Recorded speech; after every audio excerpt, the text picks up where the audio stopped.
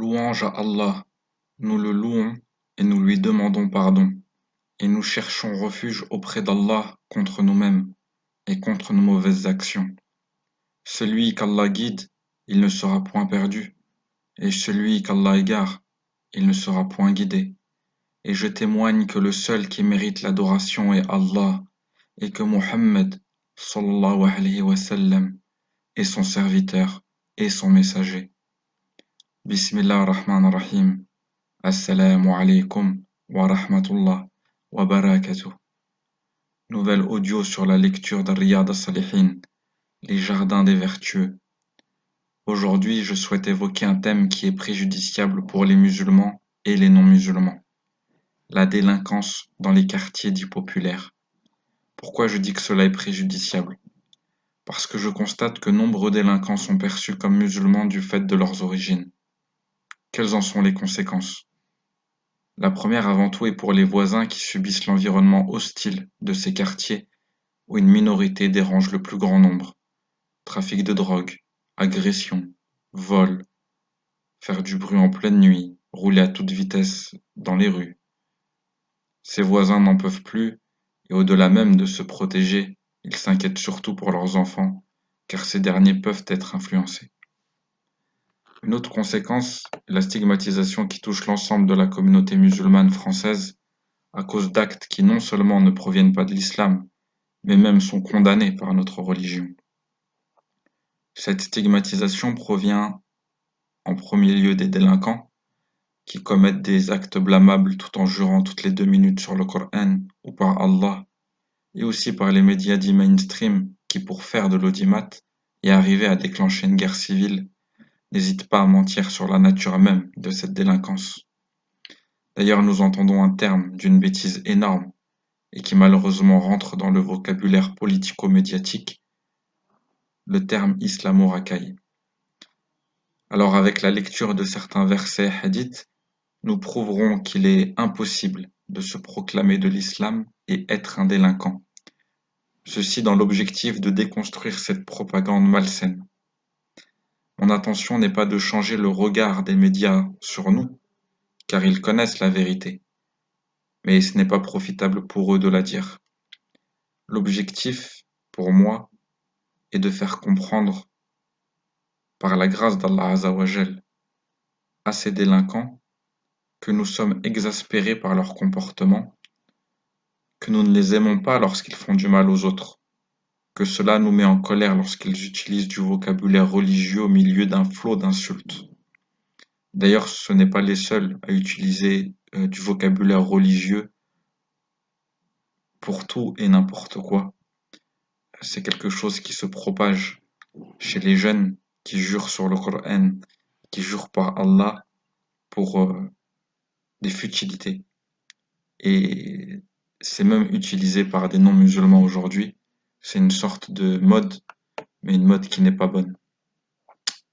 Inch'Allah, il faut vraiment se remettre en question par rapport à ça. Donc je vais lire quelques hadiths, quelques versets du Coran qu'on retrouve dans des chapitres de Riyad as-Salihin. À chaque fois, je dirai le titre du chapitre, le numéro du chapitre, mais je ne lirai pas le chapitre entièrement, juste quelques passages. Chapitre 20, ce qui montre la voie du bien. Sourate 5, verset 2, dans le sens de la traduction du verset. Aidez-vous les uns les autres à l'accomplissement du bien et de la piété. Sourate 3, verset 104. Qu'à partir de vous se forme une nation appelant au bien. D'après Abu Hurayra, qu'Allah l'agrée, le messager d'Allah sallallahu alayhi wa sallam a dit: celui qui appelle à une bonne voie se voit attribuer l'égal du salaire de tous ceux qui la suivent, sans pour autant rien diminuer de leur propre salaire. Et celui qui appelle à une voie d'égarement se voit infliger l'égal des péchés de tous ceux qui la suivent, sans pour autant rien diminuer de leur propre péché. Chapitre 23, le commandement du bien et la proscription du mal. Sourate 3, verset 110.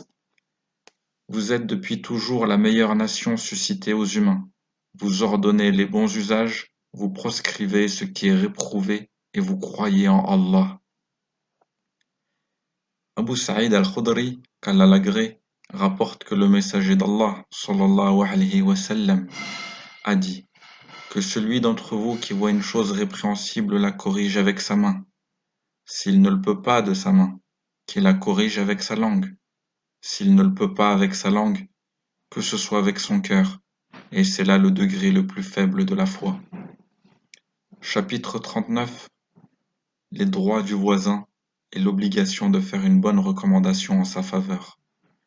Selon Ibn Omar, qu'Allah l'agrée, le messager d'Allah, sallallahu alayhi wa sallam, a dit: L'ange Jibril, alayhi salam, n'a cessé de me recommander le voisin à tel point que j'ai cru qu'il allait lui donner droit à l'héritage.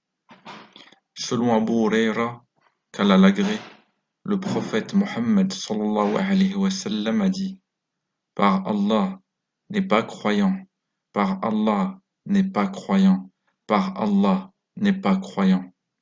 On dit: Qui donc, ô messager d'Allah sallallahu alayhi wa sallam? Il dit sallallahu alayhi wa sallam: Celui dont le voisin n'est pas à l'abri de son mal. On comprend alors rapidement, à la lecture de ces versets hadiths, qu'il est impossible d'être un musulman et un délinquant à la fois. Ce sont deux termes qui ne vont pas ensemble, car l'un a le devoir de rejeter l'autre. Un autre point important, l'origine ethnique de ces personnes qui ont un mauvais comportement n'a pas d'influence sur leur mauvais comportement. Ce n'est pas parce qu'ils sont originaires, par exemple, du Maghreb, qu'ils agissent ainsi.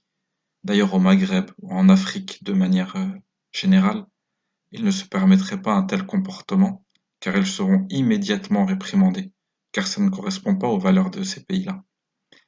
Donc on ne peut pas accuser ces pays d'avoir une mauvaise influence, alors que ces personnes ne connaissent pas leur pays d'origine, si ce n'est pour des vacances au maximum une fois par an. Non, ces mauvais comportements sont le fruit de notre société. Abrutissement des masses via la télévision, via aussi certaines associations. Glorification de l'argent sale par certains rappeurs. Il paraîtrait que le bonheur passerait par la richesse, selon notre mode de vie capitaliste. Donc ces gens ne sont pas... Ces gens ne sont que le fruit d'une société qui oublie Allah, qui oublie la spiritualité, et ne pense qu'au profit, sans passer par l'effort, la patience et l'honnêteté. Un profit qui ne servira qu'à acheter des voitures luxueuses, des vêtements hors de prix, des millions de followers sur les réseaux sociaux.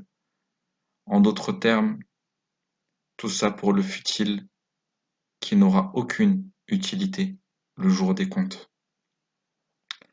Si jamais dans cet audio il y a un quelconque bien, une quelconque utilité, alors tout le mérite en revient à Allah Azza wa Jal. En revanche, s'il y a des erreurs, je m'en excuse car les erreurs m'appartiennent. Prenez soin de vous, mon cœur est avec vous. Assalamu alaikum wa rahmatullah wa barakatuh.